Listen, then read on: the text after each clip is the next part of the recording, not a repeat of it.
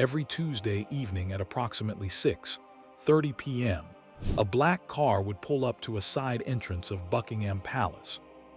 The passenger, Britain's most powerful politician, the Prime Minister, would step out alone. No aides, no advisors, no cabinet colleagues, no journalists, no recording devices. They would be escorted through the private corridors of the palace to a modest sitting room. There, the most powerful woman in Britain was already waiting. For the next 45 minutes to 2 hours, the Queen and her Prime Minister would talk about government, about crises, about the world, about whatever was on their minds. When it was over, both parties left in silence. No notes were taken, no minutes were kept, no transcript was ever released. The conversations were constitutionally protected by an ancient tradition of absolute confidentiality. In 70 years on the throne, Queen Elizabeth held this private audience, called simply the audience, with 15 different prime ministers. She met them during wars and peace, during scandals and triumphs, during moments of national grief and moments of national celebration. She outlasted every single one of them. The first was Winston Churchill, the most famous man in the world in 1952, who wept when the young Queen returned from Kenya as his new sovereign. The last was Liz Truss, who would be gone in 45 days, the shortest-serving Prime Minister in British history, outlasted even by a head of lettuce, as one satirical newspaper famously noted. Between Churchill and Truss were 13 other men and women who walked those palace corridors and sat across from Queen Elizabeth II in the most powerful one-on-one meeting in British political life. Some loved her, some feared her, some bored her, some infuriated her, and a very few became something close to friends. What happened in those rooms? What did they say to each other? What did the Queen really think of the parade of politicians who served under her for 7 decades? This is not the story of battles or coronations. This is not the story of Diana or Balmoral. This is the story of the most secret, most consequential, and most fascinating relationship in British political history. The relationship between a queen who served for life and the prime ministers who served at her pleasure. This is the story of Queen Elizabeth II and her 15 prime ministers. This is the story of what happened behind closed doors. The rule of the audience. What really happened in that room? Before we can understand the relationships, we must understand the institution. The weekly audience between the British sovereign and the Prime Minister is one of the oldest constitutional conventions in the United Kingdom. It dates back centuries, to a time when the monarch actually governed the country and needed to consult with ministers. Today, it is one of the few places where the monarch's constitutional role remains genuinely active and significant. Britain is a constitutional monarchy. The Queen did not make laws, command armies in battle, or direct government policy. Those powers belong to elected politicians. But the monarch retains 3 ancient constitutional rights: the right to be consulted, the right to encourage, and the right to warn. The weekly audience was where those rights were exercised. Every week, the Prime Minister would brief the Queen on the most sensitive matters of state: foreign policy crises, cabinet tensions, upcoming legislation, international negotiations. The Queen would listen carefully, ask penetrating questions, and offer her perspective. She could not veto anything. She could not order anything. But she could counsel, probe, and, if she felt strongly enough, warn that a course of action was unwise. The key to the audience's power was its absolute privacy. Because no notes were taken and no aides were present, the Prime Minister could speak with complete candor, saying things they could never say in cabinet, in parliament, or to any colleague. And the Queen, with no political party, no electoral pressures, and no personal ambitions, could respond with a frankness that no other interlocutor could offer. James Callaghan, One of the PMs who most treasured the meetings described it this way: "As Prime Minister, you can let your hair down, and there is no one around. I think after every weekly talk you come away feeling better, a bit more confident than you were before." Harold Macmillan said the Queen was a great support because she is the one person you can talk to. He would share with her all the day's gossip, the petty rivalries, the cabinet intrigues, the anxieties that a prime minister could never voice to anyone else, and she would listen, absorb, and respond with calm intelligence. By the time Elizabeth II died in 2022, she had been having these audiences for 70 years. She had served under 15 prime ministers from 5 different political generations. She had seen wars, recessions, referendums, and revolutions. She had watched the British Empire dissolve into the Commonwealth. She had observed the Cold War begin and end. She had seen technology transform society beyond recognition. No prime minister who walked into that room could claim anything close to her experience. She had been doing this longer than most of them had been alive. That was the real power of the audience. Not legal authority, but accumulated wisdom. The Queen was the most experienced political observer in the country, and for one evening a week, she gave the Prime Minister her complete, private, undivided attention. Some PMs understood this gift and treasured it. Others were too arrogant, too ideological, or too uncomfortable with the formality of monarchy to take advantage of it. Those differences made all the difference. Winston Churchill, the mentor, 1950–1955. When Queen Elizabeth II became Queen on February 6, 1952, her Prime Minister was Sir Winston Churchill. He was 77 years old. She was 25. In 1952, Churchill was the most famous living human being on Earth. The man who had led Britain through its darkest hour, who had rallied the free world against Hitler, who had defined the 20th century through sheer force of will and oratory. He had served under 5 monarchs before Elizabeth. He had been in public life since before her father was born, and he absolutely adored her. Churchill had first noted the young Princess Elizabeth in a letter to his wife Clementine, written from Balmoral Castle in September 1928, when Elizabeth was just 2 years old. "There is no one here at all except the family, the household, and Queen Elizabeth, aged 2, he wrote. "The last is a character. She has an air of authority and reflectiveness astonishing in an infant." When the infant became his sovereign 24 years later, Churchill's admiration deepened into something close to devotion. His private secretary Jock Colville wrote that Churchill was madly in love with the Queen, not romantically, but in the way of a devoted mentor who had found in a student everything he had hoped to find. Their weekly audiences, Colville noted, were more often than not punctuated by peals of laughter, and Winston generally came out wiping his eyes. Churchill understood better than anyone that the young Queen needed to be taught. She was 25, newly bereaved, thrust without warning into the most demanding role in the country. She had no experience of government. She had never sat in a cabinet meeting, never negotiated with foreign powers, never navigated the labyrinthine complexities of British constitutional law. Churchill became her professor. According to biographer Nicholas Davies, it was left to Churchill to explain to her some of the intricacies of British party politics. He would spend hours with her, drilling her for weeks, explaining what was happening and what had to be done. He tutored her on the constitutional relationship between the Crown, the Cabinet, and Parliament. He explained the delicate, centuries-old conventions that governed how a monarch could and could not intervene in political affairs. He gave her the framework she would use for the next 7 decades. For Elizabeth, Churchill was not just her prime minister. He was, in a sense, her political father. Her own father had died too early to prepare her fully.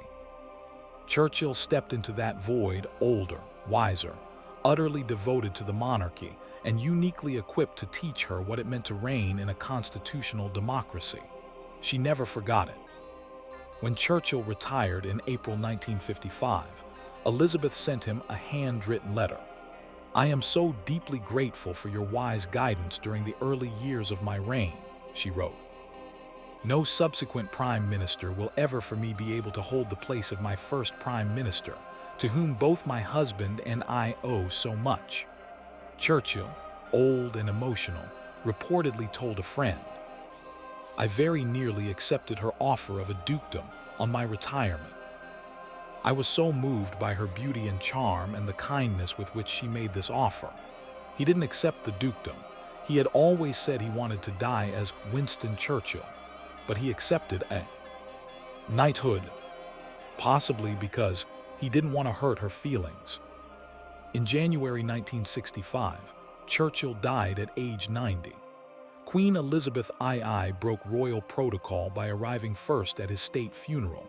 Traditionally, the sovereign arrives last. It was the Queen's way of saying, "You taught me everything. The least I can do is wait for you." Anthony Eden, The First Crisis, 1955–1957.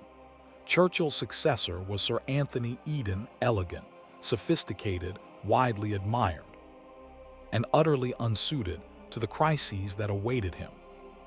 Eden had been Churchill's foreign secretary for years, and he was considered the natural heir to the premiership. He was charming, well-connected, and had an excellent rapport with the Queen. The relationship was warm, if more formal than Churchill's had been. Eden was the first prime minister to share all of his major state papers with the Queen, the first time she had been given access to the most sensitive government documents. It deepened her understanding of how government actually worked. But within a year, Eden made a catastrophic error of judgment that would define his premiership and force the Queen into an uncomfortable constitutional position. In 1956, Egyptian President Nasser nationalized the Suez Canal, a vital shipping route that Britain and France considered their strategic lifeline to their empires and oil supplies. Eden secretly conspired with France and Israel to attack Egypt, retake the canal, and topple Nasser. He did so without properly informing or consulting the United States, an act of diplomatic recklessness that would prove fatal to his government. The Suez Crisis was a humiliation. Under pressure from the United States and an international community furious at the covert military aggression, Britain was forced to withdraw in disgrace. The pound sterling collapsed. Eden's health, always fragile, deteriorated rapidly. He resigned in January 1957, just 21 months into his premiership. The Queen found herself in a delicate constitutional position during the crisis. There is historical debate about how fully she was kept informed, and whether she was deliberately misled by Eden about the true nature of Britain's plans. What is clear is that Eden had shared the Suez papers with her. She was not completely in the dark. But the scale of the deception involved, including Eden lying to Parliament, put the Queen in an uncomfortable position as a constitutional monarch who was supposed to be above such political deceptions. When Eden resigned, exhausted and broken, the Queen was required to choose his successor from within the Conservative Party, a convention that would itself cause controversy. She chose Harold Macmillan over the expected choice of Rab Butler. It was her most controversial constitutional decision of the early years. One critic said showed she had been manipulated by the old Tory establishment. The Queen had lessons still to learn. Harold Macmillan and Alec Douglas home. The Establishment Years, 1957–1964. Harold Macmillan took over from Eden in January 1957. He was the model of the unflappable Edwardian aristocrat, witty, pragmatic, and possessed of an almost theatrical calm that concealed a deeply analytical mind. He called the Queen a great confidant and valued their weekly audiences enormously. Their relationship was warm, if not intimate. The Queen had not warmed to him immediately. She found his patrician style somewhat overbearing, but over time she came to respect his political judgment and his dry, self-deprecating humor. He shared palace gossip with her, told her political anecdotes that she could share with no one else, and treated their meetings as a genuine intellectual exchange. One memorable moment from their relationship captures their dynamic perfectly. During one weekly audience, instead of discussing affairs of state, the Queen and Macmillan were found huddled over a transistor radio, listening together as American astronaut John Glenn hurtled through space during his historic orbital flight in February 1962. The world was changing, and even the Queen and Prime Minister were not immune to its wonders. But Macmillan's tenure ended in controversy. When he resigned due to ill health in October 1963, the Profumo affair had also badly damaged his government. The Queen became entangled in the messy business of choosing his successor. Macmillan, from his hospital bed, advised the Queen that the Earl of Home, Alec Douglas Home, was the right choice over the popular Rab Butler. The Queen followed his advice. Many Conservative MPs were furious. They felt the Queen had allowed herself to be used by the old Tory grandees to install their preferred candidate. It was, as one biographer called it, the biggest political misjudgment of her reign, not in terms of the choice itself, but in terms of the perception that she had been politically manipulated. The lesson was not lost on Elizabeth. She would be far more careful in subsequent years to maintain strict constitutional neutrality. And the Conservative Party subsequently changed its rules so that the Prime Minister would be elected by party members rather than emerging through a secretive process that gave the monarch an uncomfortable role. Alec Douglas Home himself was a comfortable fit for the Queen. He was an old friend of the Queen Mother, a fellow Scottish landowner, and someone with whom Elizabeth could talk about horses, dogs, and country sports. They were, as one aide put it, the same sort of people, like old school friends. But Douglas Home survived just 1 year in office, losing the 1964 general election to Harold Wilson. Harold Wilson, the unlikely friendship, 1964-1970, 1974-1976. Harold Wilson was everything Queen Elizabeth II was not supposed to like. He was a grammar school boy from Huddersfield in Yorkshire, the son of an industrial chemist. Educated not at Eton and Oxford in the traditional upper-class fashion, but on scholarship and sheer intelligence. He smoked a pipe, preferred HP sauce and beer to the fine wines of state banquets, and represented a Labour Party that many in the royal household viewed with deep suspicion. He was also, by universal agreement, one of the Queen's 2 or 3 favorite prime ministers of all time. They got on like a house on fire, one long-standing Labour insider said. Their weekly audiences regularly exceeded 2 hours, almost unheard of in a tradition where 45 minutes was standard. Wilson loved the pomp and circumstance of royal meetings, approaching them with an almost childlike enthusiasm that the Queen found endearing. And in return, the Queen genuinely enjoyed hearing Wilson's perspective on the world, the view from the opposite side of the class divide. From a man who had actually grown up among the ordinary people she waved at from carriages.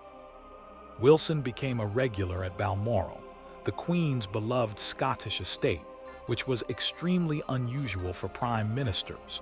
Most were invited for the obligatory official weekend and nothing more.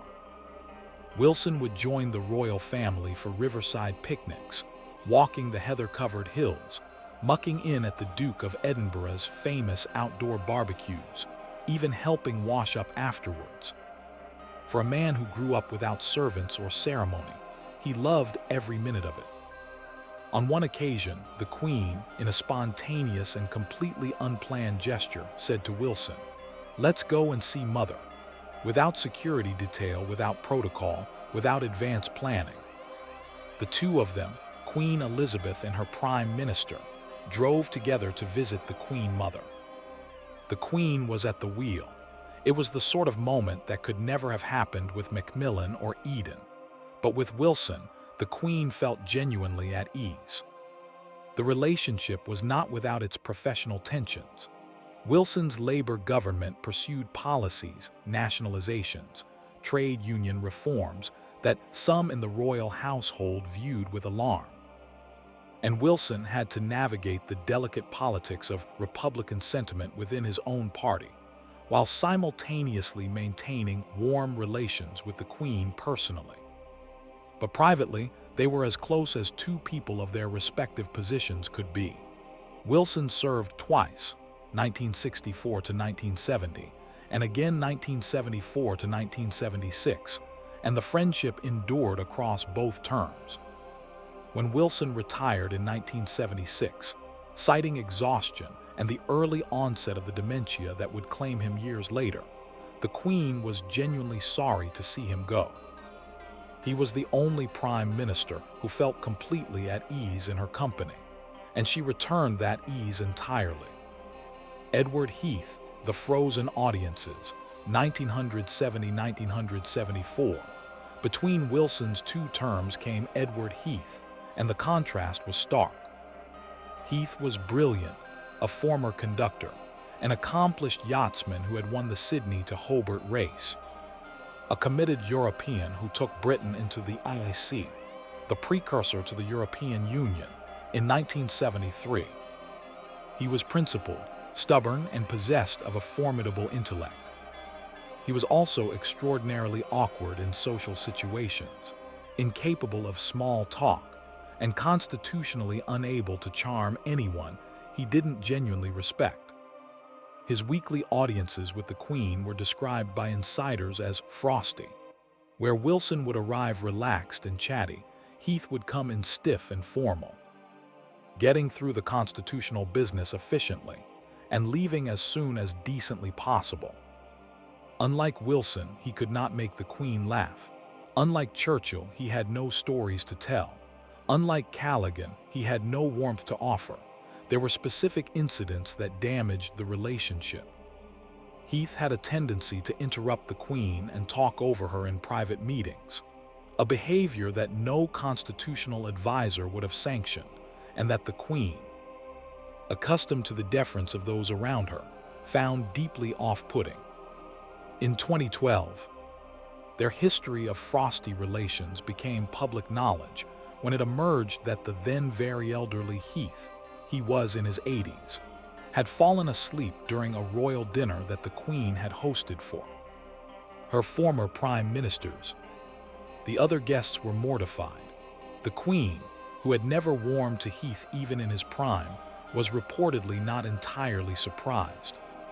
Heath's period in office was also turbulent: the miners' strikes, the three-day working week, and the humiliating inflation crisis of the early 1970s gave the Queen little to be cheerful about during their weekly meetings.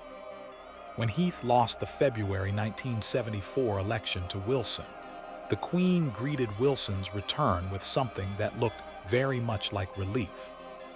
James Callaghan, the Warm Labour Man, 1976–1979. James Callaghan succeeded Wilson in 1976 and continued in the warm tradition of Labour prime ministers who had an unexpected personal chemistry with the Queen. Where Wilson was ebullient and entertaining, Callaghan was steady, warm, and avuncular, a 6'1" grandfather figure who had worked his way up from the Navy through Union politics to the highest office in the land. He had none of Wilson's showy enthusiasm for royalty, but he had something better: genuine kindness and a natural ease that translated perfectly to the intimacy of the weekly audience. One of the great things about her is that she always seems able to see the funny side of life, Callaghan said of the Queen. All the conversations were enjoyable. He added, "As Prime Minister, you can let your hair down and there's no one around. I think after every weekly talk you come away feeling better, a bit more confident than you were before." The warmth between them expressed itself in small, telling moments. On one occasion, as the Queen and Callaghan walked through the grounds of Buckingham Palace together, she spontaneously reached over and pinned a flower to his lapel. It was a tiny gesture, barely noticed in the moment, but it spoke volumes about the ease and affection in their relationship. Callaghan was also a fellow Balmoral picnicker, one of the small group of prime ministers whom the Queen trusted enough to invite to informal family gatherings at her beloved Scottish retreat. Callaghan's tenure ended with the winter of discontent of 1978-79, a wave of nationwide strikes that paralyzed Britain and destroyed his government's authority. He lost the 1979 election to Margaret Thatcher. It was the end of the era of easy Labour-Queen friendships. What came next was something entirely different. Margaret Thatcher, The Great Clash, 1979–1990, in 11 years of service under Queen Elizabeth II.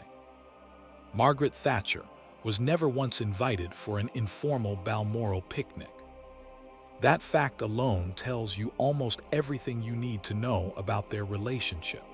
Margaret Thatcher became Prime Minister in May 1979, the first woman to hold the office in British history. She and the Queen were born 6 months apart, in 1925 and 1926. They were both daughters of the British middle class who had risen to the summit of British public life through intelligence, determination, and iron will. On paper, they should have understood each other perfectly. In practice, the relationship was one of the most complex, tension-filled, and endlessly analyzed relationships in modern British history. The problems were partly personal and partly political. Personally, their styles were almost comically mismatched. The Queen had spent 30 years cultivating a persona of quiet, self-effacing duty. She never expressed strong personal opinions in public, never dominated a room, never made the conversation about herself. Thatcher was the opposite. She was forceful, opinionated, the center of every room she entered, and she bore herself, as one observer memorably wrote, like a queen. Anthony Sampson, the political writer, captured the paradox in 1982. The relationship is the more difficult because their roles seem confused. The Queen's style is more matter-of-fact and domestic, while it is Mrs. Thatcher who bears herself like a queen. The weekly audiences were formal and efficient, never intimate, never laced with the laughter that Churchill's or Wilson's had been. Thatcher was the only prime minister who reportedly arrived at the audiences having done full homework, preparing detailed briefing notes and working through specific agenda items. The Queen, who preferred the conversations to flow naturally, found this approach more like a cabinet presentation than a private conversation. The annual autumn weekend at Balmoral was, by all accounts, excruciating for Thatcher. The royal family's Scottish retreat was everything Thatcher disliked. The muddy fields, the wellies and macintoshes required for outdoor activities, the charades and party games expected after dinner, the relaxed, aristocratic informality that came naturally to people who had grown up in great country houses, but was alien to the grocer's daughter from Grantham. One observer wrote, "A weekend in the country with aristocrats who enjoy riding, shooting, sports, and games is Thatcher's idea of torture." The political tensions were even deeper. Thatcher's governing philosophy, economic liberalism, strong individualism, reduced state spending, was in direct conflict with the Queen's broader, more paternalistic view of the monarchy's social role. Where Thatcher famously declared, "There is no such thing as society," the Queen presided over an institution whose entire purpose was to embody national community. The most explosive moment came in July 1986, when the Sunday Times published a remarkable front-page story revealing that the Queen was dismayed by many of Thatcher's domestic policies, including her stance on the miners, strikes, unemployment, and inner-city deprivation.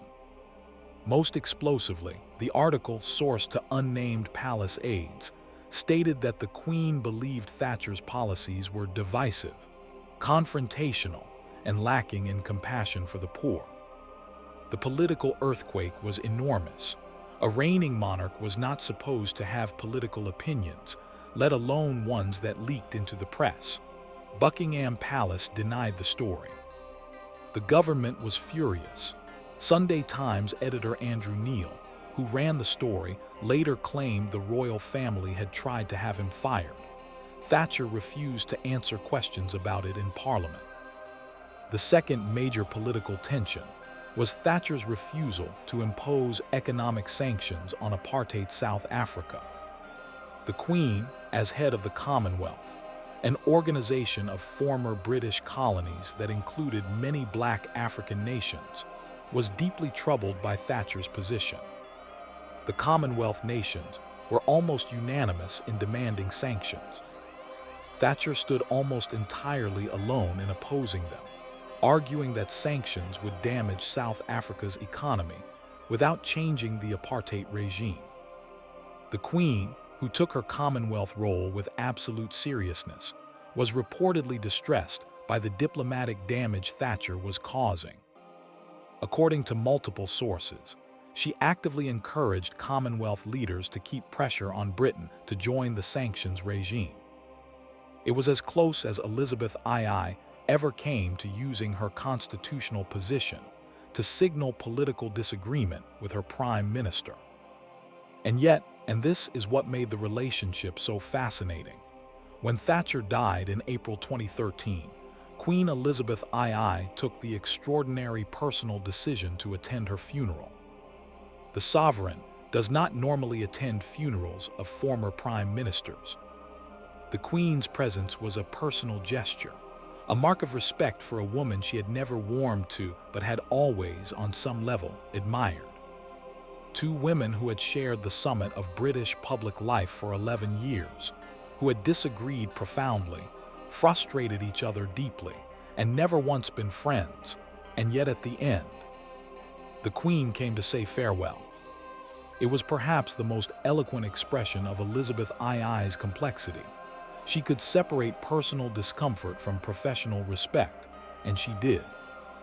John Major, the compassionate conservative, 1990–1997. After Thatcher's brutal decade, the arrival of John Major in November 1990 came, by all accounts, as something of a relief. Major was warmer, quieter, and less ideologically combative than his predecessor. He was also genuinely fond of the royal family, not in the performative, protocol-conscious way of some politicians, but in a natural, easygoing way that came across in the informality of his relationship with the Queen. Where Thatcher had dreaded Balmoral, Major embraced it.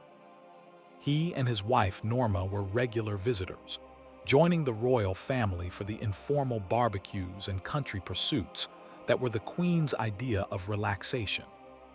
Their relationship was easy, warm, and mutually respectful. Major's 7 years in office were among the most turbulent for the royal family.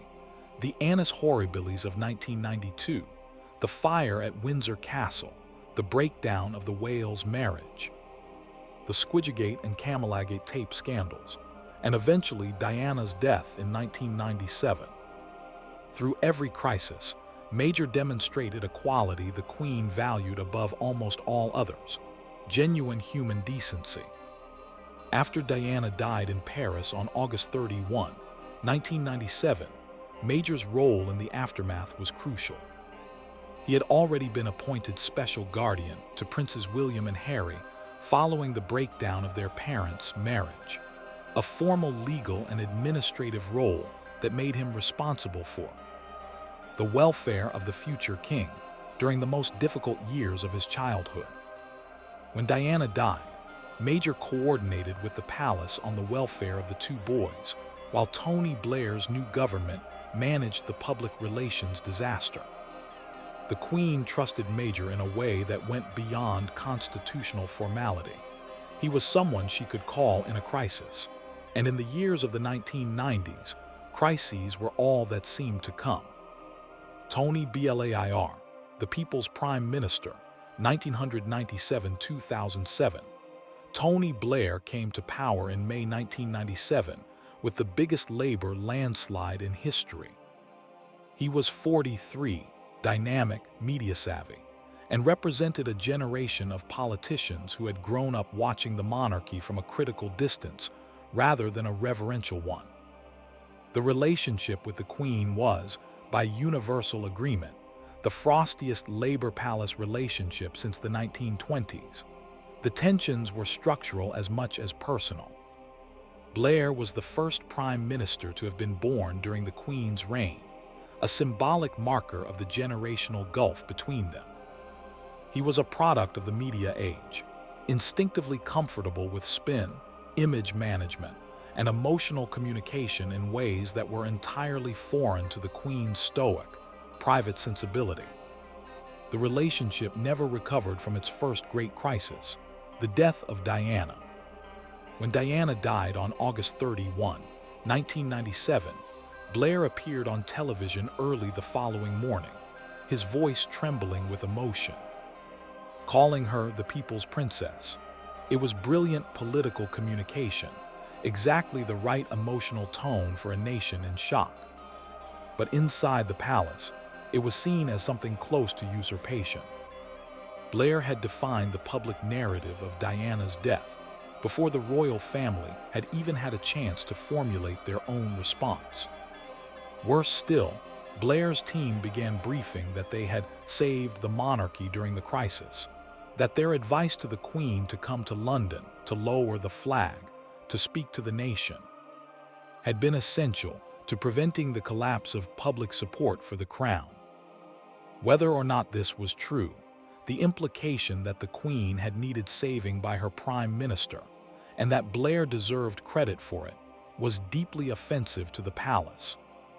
Blair's wife Cherie compounded the tensions. Unlike every First Lady equivalent before her, Cherie Blair reportedly refused to curtsy to the Queen on multiple occasions, a minor breach of protocol that became a persistent irritant. At Balmoral, Blair himself later described the experience as surreal and utterly freaky in his published memoirs, a description that, when it appeared in print, caused fury in palace circles. Prime ministers were not supposed to describe their visits to the royal family as freaky. The conversations from those weekends were supposed to remain private. The decision to publish those details in his memoirs was seen as a betrayal of the fundamental trust that underlay the Queen-Prime Minister relationship. In politics, confidences are regularly broken. In the palace, they were not supposed to be. Blair was not invited to Prince William and Kate Middleton's wedding in 2011, a studied snub that made headlines worldwide. For all the friction, their decade together was not entirely negative. The Queen respected Blair's political abilities and his effectiveness as a communicator on the world stage. Blair, for his part, acknowledged in later years that his meetings with the Queen had been more valuable than he had initially appreciated. But the warmth that had characterized the Wilson, Callaghan, and Major relationships was entirely absent. They were, at best, professionally correct with each other. Gordon Brown, the dour Scot, 2007–2010. Gordon Brown succeeded Blair in June 2007 and served for 3 turbulent years that included the 2008 global financial crisis. The Queen's relationship with Brown was formal rather than warm. Reports suggested that Elizabeth, who had a well-documented mischievous streak in private, would sometimes do impressions of Brown's distinctive dour Scottish accent for the amusement of Palace staff and close associates. Whether or not such stories were entirely accurate, they captured the dynamic. Brown was a difficult, intense, sometimes awkward man who found the social rituals of the monarchy as uncomfortable as Thatcher had found the outdoor rituals of Balmoral. Brown was also not invited to William and Kate's 2011 wedding, suffering the same pointed exclusion as his predecessor Blair. However, the relationship apparently softened after Brown left office. The Queen, who had a gift for separating the professional discomforts of a working relationship from personal human sympathy, later invited Brown, his wife Sarah, and their family to visit her privately. It was a gesture that suggested the exclusion from the royal wedding had been more about Blair-era resentments than personal animosity toward Brown himself. Brown's 3 years in office were dominated by economic crisis, and his meetings with the Queen were correspondingly serious. She had by now been through the 1976 IMF crisis, the early 1980s recession, and the early 1990s recession.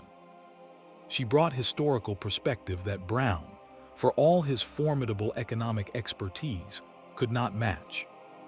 David Cameron, Purgate and the Partnership, 2010-2016.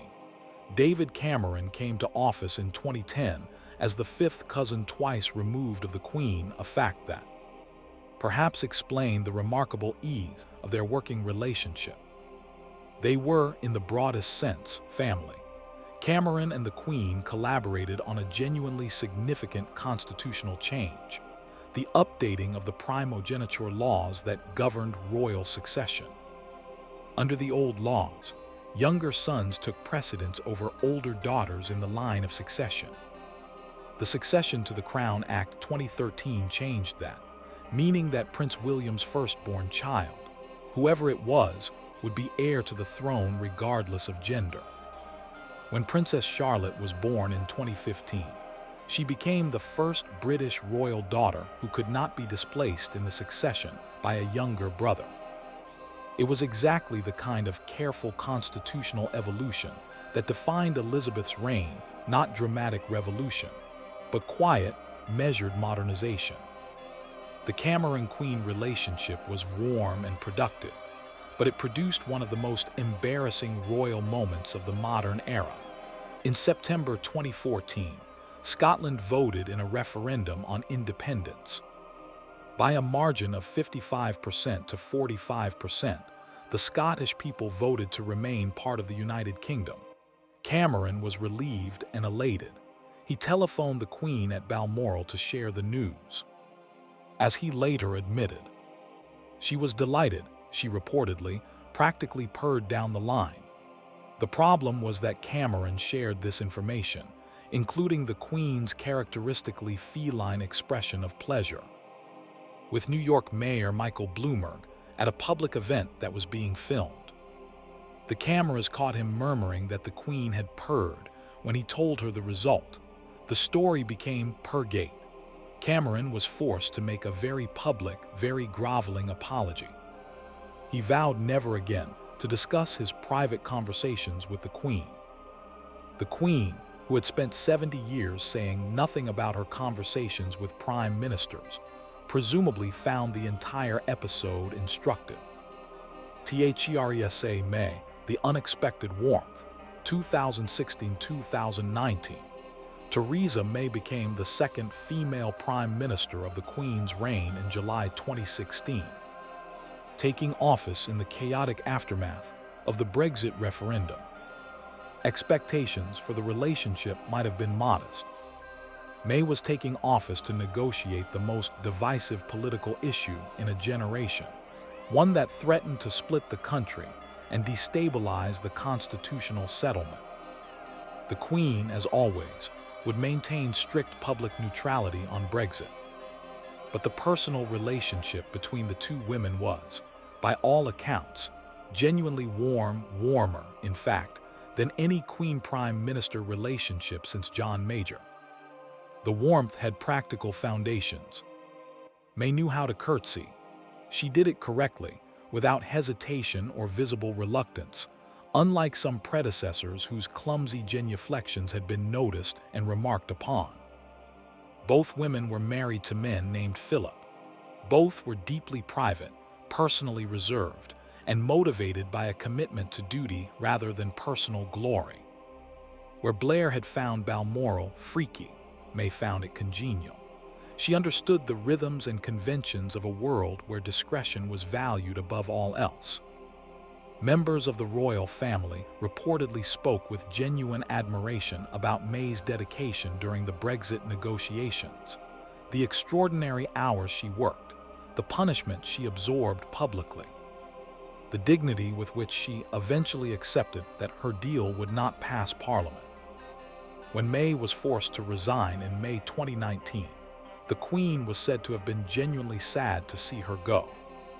There is a particular poignancy to the image of these two women, both born to serve, both operating in worlds dominated by men, both defined by an almost old-fashioned sense of public duty, meeting weekly in those private rooms and finding in each other something close to kinship. Boris Johnson, Two Apologies and a Kingdom, 2019-2022. Boris Johnson took office in July 2019, and within hours had already broken one of the most fundamental protocols of the Queen-Prime Minister relationship. On a brief tour of 10 Downing Street, immediately after accepting the Queen's invitation to form a government, Johnson reportedly told journalists and aides that the Queen had joked to him, "I don't know why anyone would want the job." He was overheard sharing this remark, a private aside from a private audience, almost casually, apparently unaware or unconcerned that such confidences were not supposed to be disclosed. He was told off by palace aides. He apologized. It was the beginning of a pattern. Johnson would go on to apologize to the Queen not once but twice during his 3 years in office, an extraordinary distinction in a list of PMs that included Suez, the Winter of Discontent, the 1986 Sunday Times Exposé, and the Diana Crisis. The first apology came after Johnson's decision to prorogue, or suspend, Parliament in September 2019 was ruled unlawful by the Supreme Court. Johnson had asked the Queen to prorogue Parliament as part of his Brexit strategy. The Queen, operating under constitutional convention, had granted this request on the advice of her Prime Minister. When the Supreme Court ruled the prorogation unlawful, meaning Johnson had essentially obtained the Queen's approval under false pretenses, Johnson was forced to apologize publicly for putting the monarch in an impossible position. She had been, in effect, used as a tool in a political maneuver that the highest court in the land subsequently declared illegal. The second apology came in January 2022. During the previous year and a half of COVID-19 lockdowns, staff at 10 Downing Street had held a series of parties that violated the government's own pandemic rules. 2 of those gatherings took place on the evening of April 16, 2021, the night before Prince Philip's funeral. While the nation was forbidden from gathering in groups, from visiting loved ones in hospital or care homes, from holding funerals for their own family members, while the Queen sat alone in St. George's Chapel, Windsor, to mourn her husband of 73 years, following the COVID rules that applied to every single British citizen, the Prime Minister's staff were partying on Downing Street. When this became public knowledge, the national reaction was one of genuine fury. Johnson's office was forced to apologize directly to the Queen, a formal, personal apology from a Prime Minister, to the sovereign for behavior that had been both illegal and uniquely insensitive. It was an apology unprecedented in modern British history. Despite the repeated embarrassments, there is evidence that the Queen and Johnson maintained an essentially functional working relationship. She sent warm wishes when his son was born. He clearly had an affection for the institution of monarchy that his indiscretions sometimes obscured. but the two formal apologies set him apart from every other prime minister who had walked those palace corridors, a distinction that spoke to a recklessness with convention that was entirely foreign to the Queen's own nature. Liz Truss, The Last Farewell 2022. On September 6, 2022, Queen Elizabeth II appointed her final prime minister. The meeting took place not at Buckingham Palace, as convention dictated, but at Balmoral Castle in Scotland. The Queen's mobility had declined to the point where she could no longer make the journey to London for the formal appointment ceremony.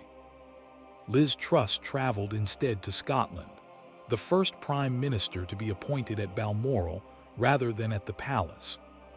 Photographs from the meeting showed an elderly woman, visibly frail, standing at the entrance to the castle to receive her new prime minister. Her right hand was visibly bruised. Her face showed unmistakable signs of physical weakness, but she was smiling, engaged, performing the constitutional duty she had performed 14 times before. There was an irony in the appointment, almost too pointed to have been invented. As a 19-year-old student in 1994, Liz Truss had given a speech at the Liberal Democrat conference calling for the abolition of the monarchy. And here she was, 28 years later, being appointed prime minister by the Queen herself. Elizabeth, who had been appointing prime ministers since Churchill in 1952, had seen everything. She had seen Labour prime ministers become royalists and Conservative prime ministers embarrass her. She had outlasted every political fashion, every ideological movement, every crisis and scandal that British politics could produce. If she found any irony in appointing a former Republican as her final prime minister, she did not show it. 2 days later, on September 8, 2022, Queen Elizabeth II was dead. The power behind the throne, what the meetings really meant: 70 years, 15 prime ministers, thousands of private audiences, and not a single confirmed word of what was actually said.